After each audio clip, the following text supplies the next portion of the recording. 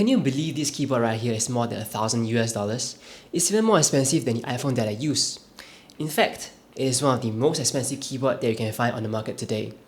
How exactly does Keycult get away with these crazy prices? Let's find out.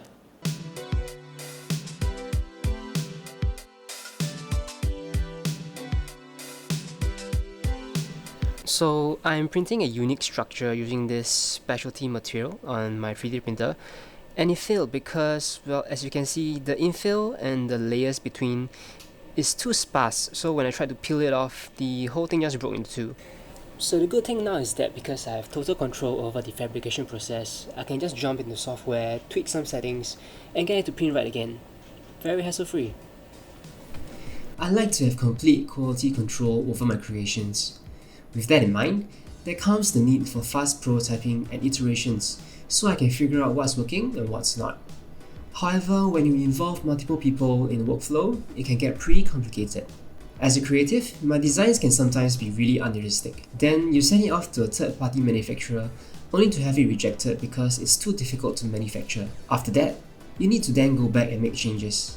The back and forth can get pretty messy. So, the more in-house development and fabrication you handle, the less time you spend waiting for feedback and correcting mistakes. Not to mention, you get to do your own quality control as well. And that is what Keycult did, or at least what they tried to do. I have to clarify that although Keycult does not create their keyboards end-to-end, they do design and make their own keyboard cases, which is technically half the work done. So, in 2019, they purchased a CNC router, and in 2020, they purchased their own industrial-grade CNC machine, the Brother Speedio S1000X1. Now these don't come cheap, and the manpower needed to use them don't come cheap either. This is the Diabase H5 3D printer with 5-axis printing capabilities. It comes with CNC functions, but it's priced over $10,000 US. Our team tried to get it working, but we met with a lot of issues during calibration. The printhead crashed a couple of times, and now it's just sitting in our workshop collecting dust. Since they have invested in these CNC milling machines, they can be as strict as they want on the quality that they put out, rejecting any case that comes out even a little bit badly milled. The only part that they outsourced was anodizing, and from the copy that I have, it seems that the vendor has done it pretty well. However, I cannot say that that is true for every keyboard that they sold. Moving on to the internals, all Keycults use WT boards, in short for the ones designed by OPBlacks. The red coloration on the PCB looks really good as well, although I'm not quite sure why PCBs need to look good since you won't even see it after the keyboard is built. I guess it's like you won't see it but you know it's there kind of thing. The quality also seeps into the packaging of the keyboard. From what I can tell, they are the ones that raise the bar for unboxing a keyboard kit. You know how Apple goes over the top with their origami type boxes for the iMac? It's all in the presentation, man. It's how they market their product. Unboxing has to feel special, feel luxurious for the customer. It even has an authenticity card with a serial number, as if it's part of a limited edition collection. Can you hear my eyeballs rolling backwards? I'm savoring the last of my snacks from Japan. These are so good. These are really, really good. Like every other good quality product out there, quantity is very limited and controlled. Very rightly so.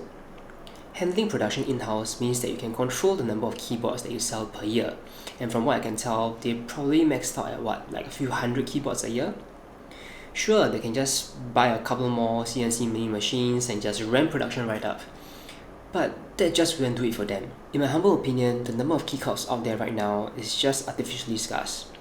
You see, if there are just too many keycults out there, owning one just wouldn't feel special. There is a need to make the brand feel luxurious, and luxurious just isn't common. With the help of social media marketing from influencers, demand for a Keycult shot right up, and with the effect of COVID, with everybody working from home, the demand for Keycults increased even further. Now, you might think that the guys at Keycult are just swinging money, right?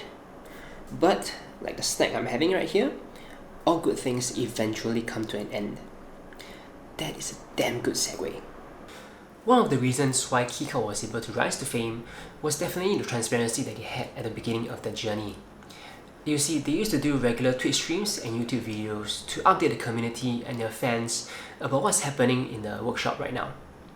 However, recently there have been some rumors and some drama that's happening at Keycult. I'm not here to discuss drama, so if you are interested, go head on over to the other channels to hear more about them. I'm more interested to dissect the trends that's happening in the community right now. The keyboard community has come a long way. There are many good CNC services and keyboard makers out there right now. In the engineering world, it's not hard to identify who are the few vendors that are very good and top-notch in the quality that they deliver. Secondly, I've built great keyboards from Mold, Smith & Roon, and even good budget ones like the QK65 from our lab. So the quality difference between Keycult and the rest is just rapidly growing smaller.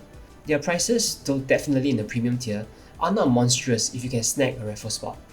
It's the aftermarket, the flippers, the opportunists, and the fanatics that hyped up these products.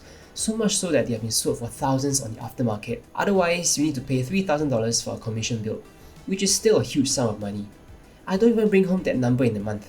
Plus, some customers have reported that their commissioned copy of Keycult was not up to standard. You see, doing everything in-house is not always the best. There's also the issue of piracy, but this is a huge topic for another day. And trust me, you want to stay tuned for that. I like the design. Nice curves, very nice back weight, very classic looking. But for some, classic means outdated. What this design speaks to you, I cannot and I will not judge. The hobby is a luxurious one, and Keycult is one of the most hyped brands in this hobby. Think Supreme or Yeezys. Much is made about the things that go into it. A pretty PCB, CNC by an in-house machine, yada yada. Although nothing about these can be seen from the outside when built, pretty much like a fancy car. You drive it, you use it, and 99% of people don't really think twice about how good the leather is or smell in the seats. I'm always a function first, aesthetic second type of guy anyway. Do you really need to spend thousands on the keyboard? Do you really need to spend even 100 on the keyboard?